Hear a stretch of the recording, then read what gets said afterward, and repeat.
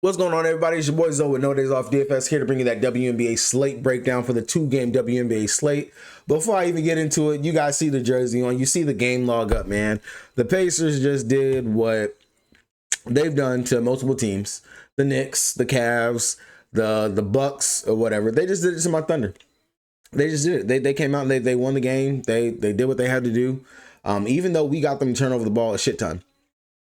It didn't matter. We really wasn't scoring off those turnovers, so we can talk about those turnovers all they want. But the Pacers, they'll go back and they'll look at that. Yes, they turned us over 17, 18 times in the first half. Did they convert on majority of those turnovers? No, we didn't. Going into the half, we should have been up. That should have been a 20-point game going into the half. With the amount of turnovers that we had, we did not convert on those turnovers. Didn't do enough. To me, did not do enough with those turnovers. On top of that, wasn't enough coming out of here from Chet at all whatsoever. Of course, played 24 minutes. Very sure he's going to be more aggressive in the next game. And then Dub, 6 of 19, 1 of 4 from 3. I felt like he settled for a lot of shots. He settled. And then when he finally started driving to the rim, trying to get there to the rim, just was off. Just was completely off getting there. And then Shea, 30 shots. I'm not going to complain for that. I've been wanting Shea to take that amount of shots for a long time. And to finally actually get it, of course, NBA Finals, you'll take that right there. Definitely decent efficiency. Decent. I'll give decent. Not his super uber efficient like what we normally get. But, I mean, he dropped 38. I cannot complain about what he did out there for us at all. So I'm not. But I knew this game was going to be a wrap when Lou Dort was in the top 3 in regards to our scoring out there. 5 of 9 from 3. When any game, and if you are a true Thunder fan, you know this. If Lou Dort is up there in regards to being number 1, 2, or 3 for leading us in scoring, you know something is going wrong. It is something is not right in that game. Lou Dort scored 15 points, 5 of 9 from 3, played some pretty decent defense on Halliburton throughout the majority of the game while he's being in the starting lineup. I don't think that was an issue. I actually think that was the right move, gave us the speed, everything we needed actually, and let us get a lot of those steals and stuff like that in the first half, a lot of those turnovers, but we have to convert on those turnovers. The issue and problem, of course, is what's always been our Achilles heel. We leave the corner threes open. The Pacers are a decent 3-point shooting team. We cannot do this versus the fucking Pacers, man. We can't. Obi Toppin coming in off the bench, going 5 of 8 from 3 should not be a thing that we even have to worry about, bro. Like that was a wrap. The moment that I seen this dude coming out here, and he had a shit ton of turnovers in the first half, but then all of a sudden he's prime Curry. No, I'm not even gonna say Curry. Prime Clay out here knocking down some crazy ass shots, bro. Neesmith, shot clock winding down, knocking down some crazy ass shots. Man, I can go on and ramble, but I'm gonna go ahead and get done what needs to get done. Right now, we still got the Golden State Valkyrie taking on the Phoenix Mercury right now. Tied game. Oh, wait, no. Phoenix Mercury just went up by 2. Tonight, I mean, I'm not going to lie. Tonight was a wash for me. And the first game, New York Knicks taking on the Washington Mystics. Of course, they won that game. But Jonko Jones, she's the main court play for me. Got injured. Rolled ankle. Went up in smokes. So that, of course, let Breanna Stewart go to have a pretty good day. Sabrina, she did nothing crazy. I wasn't too high on a lot of the New York Liberty outside of Jonko Jones was like the main target I wanted to get to. And then maybe Kennedy Burks or Rebecca Gardner were the 2 I was looking to off the bench, which had amazing games. Of course, Burks was due to JJ going down. We know Burks got the start in the second half. Then on the flip side of things, Kiki, she loves me. She still went out here and have a pretty good game herself. Sykes picked up some ticky-tacky fouls, really didn't do too much out there for herself. Citron somehow made it to decently having a good game, and then Melbourne, the craziness off the bench. But we got a nice little 2-game slate. My Dallas Wings, hopefully they don't disappoint me going up against one of the worst teams in the league in the Sparks. Hopefully this 1-7 can turn to 2-7 over here for us, taking on the Sparks, who are also one of the worst teams. And then, of course, the Dream taking on the Sun. So, 2 so-so matchups. Honestly, this game right here, with the total is 170. This is game stack worthy in this game, and I imagine that that's where a lot of our stuff is going to come from it. But injury report for tomorrow. Looking at it for the Atlanta Dream, nobody's on there. For the Connecticut Sun, Hartley is a game time decision. Lindsey Allen is already ruled out, and Lakin is out as well. In the Dallas Wings and taking on the Sparks, I want to say that Ray Burrell, she's already been ruled out. Cameron Brink, she's out as well. Ty Harris is out. Paige Becker, she is still going to miss another game. Unfortunately, Paige is still out, which really does suck for us. But if this is a game for Rika to have a big day, that's definitely going to be in this one right here. And then big thing over here is that RJ, Rakia Jackson, she's back for the Sparks, so she should be full-fledged and ready to play tomorrow. Head on over to DraftKings, the site I played most on the site. If you guys don't got an account, you want one, check the link down in the description box below so you guys get that deposit match bonus and join your boy over here on the King. Looking at it, starting on the Atlanta side of things, and this is a first look for me, guys, and be honest, you know, seeing everything right here, but taking on Connecticut, we already know typically for them. I really do think this is, of course, going to be a spot where we go right back to the Twin Towers that they have over here. Bree Jones, Brittany Griner, both of these guys are in decent spots to go up against. They got Tina Charles, they got Olivia Nelson-Nadota. That's it. Does not scare me at all. Brianna Jones, of course, taking on her former team. The first time that she did play going up against them in 27 minutes, she only had 18.75 fantasy points. But that was, of course, no Brittany Griner. Griner did not play in that game. And like I said, with Brittany Griner out there, Brianna Jones, to me, plays a little bit better with BG on the court. So I do think the upside is actually going to be there for that 9,400 price tag. I do think that is a bit much, but still, definitely don't mind Brianna Jones. This is kind of going to turn into the same thing like whenever we look at New York Liberty. Am I playing Brianna Jones? Am I playing Brittany Griner? Who's going to give me the upside? BG would be, to me, the GPP pivot that we could take just because she is coming off with some pretty sloppy games over her last couple. 9.75, 27 fantasy points in those two. Definitely had a ton of time off. They have not played since the 30th. Like, that's a ridiculous amount of time. Honestly, they should have been more games in between like that for the Atlanta Dream.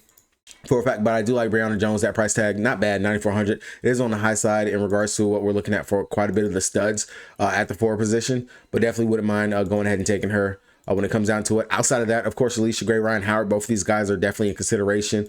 Last time going up against Connecticut in 31 minutes, Ryan had 27.5 fantasy points. And then Alicia Gray, looking at her, she had in 33 minutes, 33.75 fantasy points, and she's been pretty consistent. She's been looking very good. Of course, no Jordan Canada out there, so she is playmaking, doing quite a bit out there for them. 9,800, the price tag is definitely valid, but looking at that second game, the Sparks in Dallas, we're definitely going to want to get some of the guards over there in that game itself. If I want to pivot off of like something for Rike or Carrington, where I think that, you know, they definitely can have a high ceiling game when it comes down to it, Ryan Howard, Alicia Gray, either one of those guys would definitely be into consideration. Canada, she is expected to be back, but I would imagine they probably will bring Canada off the bench. I'm not too sure if she's going to start. Definitely want to pay attention to that, because if Canada does start, that's going to mess with a little bit of it out there for the guards, and definitely would put me more onto Bree Jones, Brittany Griner. That's where I would definitely focus on. If she does start, then that means that I want to say Coffee or Hillman, one of these two were actually starting. Pau Pau, will be on the bench anyway. She was supposed to be off the bench, but of course, Canada getting injured in preseason was the only reason why she was starting. But definitely, with Canada being back, I still think maybe we can look for someone like Pau Pau, Hillman, or Coffee, because I don't imagine them giving her a full allotment of minutes. Hopefully, maybe something like 15, 20-ish minutes. So that would give us some value for someone like Pau Pau, Cadwell, Hillman, Coffee. But if you want safety, it's going to be Alicia Gray, Bree Jones will be the main two I want to get to, and then Ryan Howard, Brittany Griner will be the GP upside over there for them. I'm not going to take Canada in the first game back unless we hear like, yo, Canada's full-fledged going to play 30 minutes and she's good to go. I really cannot believe we lost that damn game, bro. That is crazy. On the flip side, over here for Connecticut, honestly, nobody sticks out like I have to play them. It's going to be a tough matchup for them up and down the roster. Tina Charles, 9,500 is too much for me to even want to play. If they want to stay close, it is going to be Tina's going to have to do something. We know she's going to take a ton of shots like what she is. She is a focal point between her and Mabry over here. But 9,500, I really don't see myself getting there when I can maybe get Hamby, Stevens, Misha Hines-Allen, who's actually playing pretty decent. You know, I would kind of focus over there. And like I said, Brianna Jones, just if I got to choose between 9,400 Brianna Jones, 9,500 Tina Charles, I'm going to take 9,400 Bree Jones. Outside of that, Marina Mabry, tough matchup for her going up against Ryan and Alicia Gray over there. But the upside, GPP, definitely could possibly look there. Olivia Nelson-Nadota, didn't need her size. I mean, Murrow, she's out there. She's minutes definitely up and down. Rookie, I'm not even gonna say rookie wall because that's not even gonna be a thing for her. She's just not getting necessarily the minutes, so to say, and stuff like that yet. So 5-5, let that price come down a little bit more until we see a solidified role for Murrow over here. Outside of that, Sanaya Rivers, again, a tough matchup going up against Atlanta. She played 28 minutes, 8 fantasy points, was like her worst game after coming off some pretty decent outings. So really, there's nothing truly that I like over here, like that sticks out for me on Connecticut. at all. Instead, I would much rather go ahead and just get over to the second game.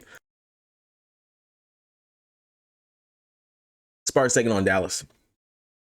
Definitely need a drink after watching that game, man. Definitely need a drink. Sparks taking on Dallas. Kelsey Plum, 10-8. That price is up there, but you're going against one of the weak defenses in the league in my Dallas Wings. Makes sense. I would imagine Kelsey Plum will draw the Dejanay Carrington matchup. Carrington should be running around chasing her. I don't see us putting Carrington on Rickea Jackson. Definitely would imagine it will be on Plum, just because we typically do tend to put Dejanay onto the primary ball handler, which should be Plum in this situation, or Odysseus Sims. Either one of those guys are gonna have her on there. Sims, quote unquote, revenge matchup going up against the Dallas Wings. She did play for us quite a bit. Has been like our ace in the hole. We'll go to her whenever we have like someone injured or something like that, when she wasn't in the league, primarily on the team. So I could see myself pivoting out here to Sims at 7,500. Definitely coming off of a really great game last time out, going up against the Phoenix Mercury. 37 minutes, she dropped 46.75 fantasy points. Maybe that was for just the things to come, since Plum has somewhat, I'm not gonna say necessarily hit a wall, but has not really given us the big upside over her last 2 games. This is definitely a spot for her to be able to do that. But 10-8, you're gonna have to make some decisions. Are you gonna be playing Plum, or are you gonna come in here and just play Enrique at 10-1? Plum definitely will be the GP option that you can get up to, but I will say, both De'Erica Hamby as Ray Stevens looking good in regards to what they possibly could bring. Now, I would imagine that there will be a slight decline, of course, in the usage, the upside, the shots, all those things for them with Rickea Jackson coming back, especially if she was to start. But still, both of these guys, Hamby and Stevens, I do like the upside for them. Possibilities, not going to say endless, but they are there for both of them. Stevens, if she can keep herself out of foul trouble, actually knock down her shots, 9-6. It's not a bad price tag to play, especially since looking at the 4 position, it's not like we have Nafisa Collier, Asia Wilson, or something like that to pay up and play on today's slate. So I could see us coming down there to her. Rickea Jackson, I got to know if she's going to actually be playing her minutes. Is the full headaches thing from the concussion? Is she good to go? But I don't see myself going ahead and getting there to her at the 8,200 price tag. No need to do that right there in the spot. Alderman, she should be definitely off the bench. Barker would be something you can mess with if you're looking for some value off of the bench as well. Everything else is somewhat, I'm not going to say a tight rotation, but a decent rotation over there from the Sparks. Now, on the flip side of things for my Dallas Wings, Enrique is like in a prime spot to be able to go off. We've seen opposing guards actually have good games versus the Sparks. Kelsey Plum, same thing like when she was on the Aces. She's a slouch out there on defense. She is a traffic cone. Like I don't even have to beat a dead horse. But Enrique, if there's a spot for her to be able to go off and have another 40, 50 fantasy point outing, if she will fucking shoot, this is definitely one of those spots for her right here. Outside of Enrique, Dejanay Carrington, without Paige being out there, without Ty Harris being out there, she's seeing ball handling responsibilities. She's bringing the ball up. She's playmaking. She's doing a lot. Her usage is high. Her usage is right there. And at some points ahead of Enrique. So definitely 8,600, rightfully so. We've seen it time when she was over there on Connecticut. You let Dejanay get the usage, get the minutes, she will give you some decent fantasy point outings, especially going against the Sparks, who do like to play fast. I imagine we will get some good defensive stats in this one for Carrington as well. So I do like the upside. Outside of that, Melissa Smith, I told you guys, man, that game versus Chicago, let me see what she does versus Seattle. Good spot for her to be able to actually do something, just because, again, the Sparks, they are a weak defense, but GPP option. I will say that Misha Hines-Allen, the upside, just because she can stuff the stat sheet and do everything for us. I'm not going to expect another 40-point outing, but if you can get me about 26, 27, 28 fantasy points at 7,700, I will take it. The upside definitely is there for her. And we have seen opposing bigs actually be able to go out here and have decent games versus the Sparks as well.